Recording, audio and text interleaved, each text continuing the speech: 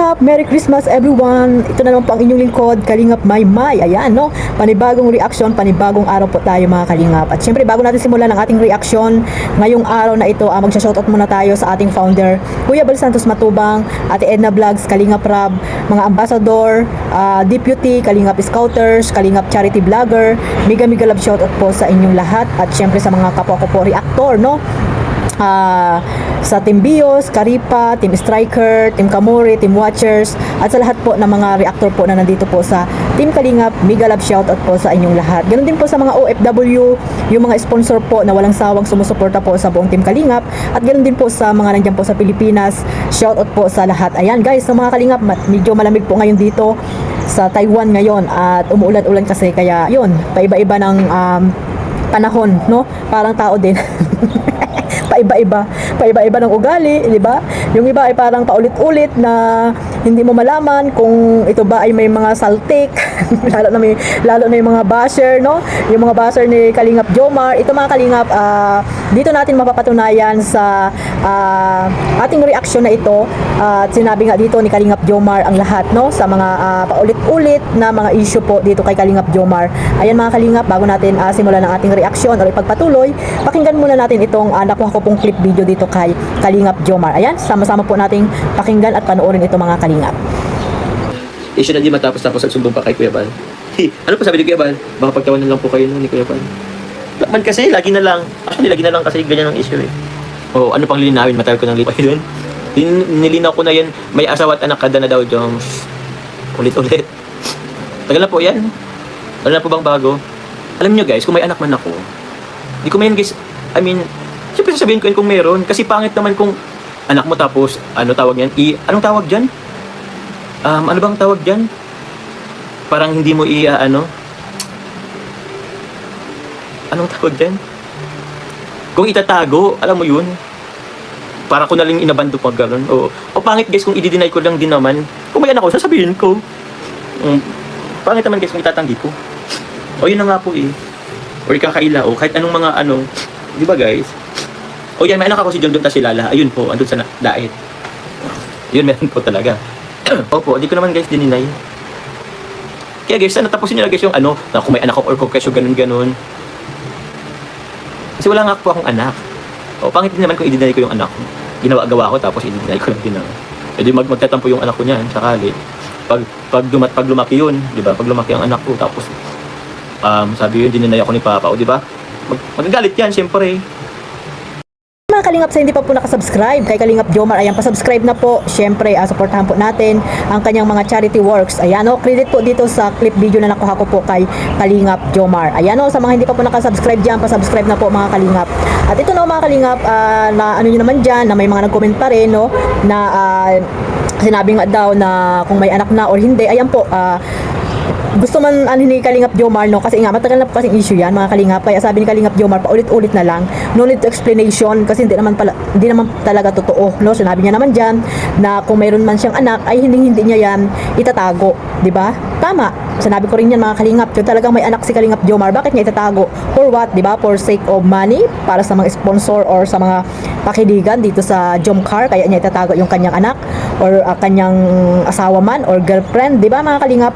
Napaka-unfair naman yun sa kanyang girlfriend or sa nanay ng kanyang anak, di ba? Or sa anak niya na rin mismo, di ba? So ibig sabihin, parang sabi nga ni Kalingap Jomar dyan na kung hindi naman niya ilalabas sa social media ang kanyang anak, ay parang inabandona niya na rin po ang kanyang anak. So sana po mga Kalingap, no, yan nga po, no, sana stop na po yung mga paulit-ulit na issue na yan, no, pati kay Kuya Bal ay nagsusumbong kayo na wala namang katotohanan, no mga Kalingap. 2026 na po, no, 2026 na, sana po ngayon 2025 na to ay iiwan nyo na po ang issue na yan na may anak si Kalingap Jomar, dahil wala pong anak si Kalingap Jomar. Siya na po ang nagpatunay na talagang wala po siyang anak. Ayun, yung teddy bear si Lala at Jom ba yun mga Kalingap, yung anak nila ni Carla, yun ang anak ni Kalingap Jomar, no?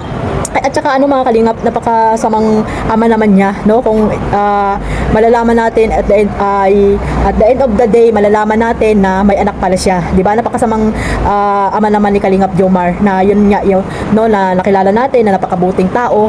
Pero ayun nga, dahil sa pagtatago ng kanyang anak, if ever man, ay syempre mahuhusgahan po siya, mga kalingap. At talagang dyan natin talaga malalaman na yung mga basher ay talagang puputaktihin yan si Kalingap Jomar, if ever man na mangyari po, or talagang totoong may anak nga na tinatago itong si Kalingap Jomar. At saka syempre ano yan, tawag dito mga kalingap, may isip na po si Kalingap Jomar, no? At saka family oriented po yan mga kalingap, no? At sabi ko nga, ayun, kung itatago niya ay para na rin niyang itinakwil, no? Itinakwil din, no? Marami sa kanyang sasabihin ang mga viewers, mga kalingap, no? Marami sa kanyang sasabihin pag if ever na totoo nga na may anak siya, mga kalingap, na itinago sa social media na hindi natin na nakikita, or hindi niya inilalabas, di ba mga kalingap? Para lamang sa mga tawag dito, para lang hindi mabuko na may ano siya anak, 'di ba? So sana po, no, tigilan niyo na 'yan, no, yung mga paulit-ulit na issue po dito kay Kalingap Jomar, kesyo may anak, or kesyo may ano na, may asawa na si Kalingap Jomar. Pambira 'yan. Di sana proud na proud 'yan, or proud na proud diyan na may anak siya at asawa, no? Katulad na lang pag nakita niya yung anak ni Kalingap Dan, 'di ba? Parang gustong-gusto niya na rin niya magkaanak, 'di ba nga mga kalingap? Pero yung kanyang aanakan ay ano pa, nag-aaral pa mga kalingap, no? If ever man na talagang sila ni Carla ang magkatuluyan, ayan, medyo ilang taon pa yung iintayin ni Kalingap Jomar. Pero sabi nga ni Kalingap Jomar, 'di ba, baby face daw siya. Baby face daw siya mga kalingap. Okay lang 'yan, no? Okay lang 'yan, at makakahabol pa 'yan, bata pa si Carla. Yung lalaki naman okay lang kahit may edad na, basta yung babae ay bata pa, ay magkakaanak po yan mga kalingap, no? Maliban lang pag ang babae ay may edad na, tapos yung lalaki ay bata pa, mabubuntis pa kaya yun mga kalingap? Parang malabo na, no? Parang malabo na mga kalingap. Kaya huwag po kayong mag-alala, no? Magkakaroon din po ng anak si Kalingap Jomar. Huwag po kayong masyadong atat na makita nyo kung anong magiging anak ni Kalingap Jomar. Kaya huwag nyo pong gagawa ng kwento, kung ano-anong kwento na paulit-ulit na lang itong si Kalingap Jomar na lagi na lang ini-issue na mayroon daw anak. Kasi siguro hindi sila makapaniwala, kasi nga 32 years old ay wala pang anak si Kalingap Jomar. Kaya ayan, sinasabihan nila na may anak para mailabas ni Kalingap Jomar ang totoo. Pero ayan nga, yan ang sinabi ni Kalingap Jomar, na ulit-ulit na lang daw yung issue, at kung itatago niya man daw yung kanyang anak, syempre paglaki ng kanyang anak makikita, 'di ba? Makikita na hindi niya nilalabas or tinatago niya. Syempre anong sasabihin sa kanya din ng anak niya, 'di ba? Lalo na yung asawa niya, 'di ba? If ever man na mayroon nga, anong mangyayari sa kanila, 'di ba mga kalingap? So sana, no, tigilan na po natin yung issue na yan, no? Mag-focus po kayo sa serye nila, at syempre sa kanilang mga ginagawang pag-charity, lalo na dito kay Kalingap Jomar, kay Carla, no? Suportahan niyo po ang kanilang mga YouTube channel.